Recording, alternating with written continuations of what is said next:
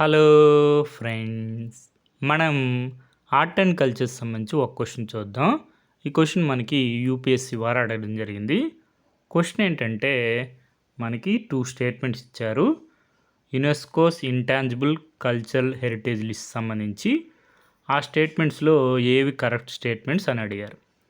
First statement చూసుకుంటే art of crafting and playing Kobuz is inscribed on the list అన్నారు. First statement correct.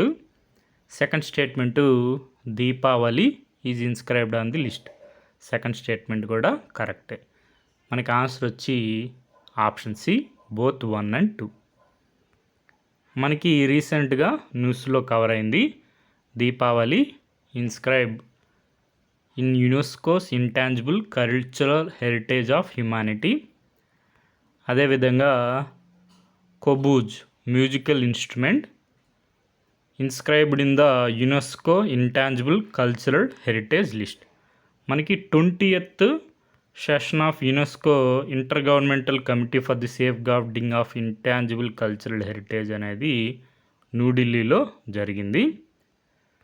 అప్పుడు మనకి list of intangible cultural heritage in need of urgent సేఫ్ గార్డింగ్లో art of crafting and playing Kobuz అనేది inscribe చేయడం జరిగింది. కాబట్టి ఫస్ట్ స్టేట్మెంట్ కరెక్ట్. అదేవిధంగా దీపావళి, ఇండియా నుంచి Deepavali inscribed in representative list of the intangible cultural heritage of humanity. కాబట్టి second statement కూడా కరెక్టే.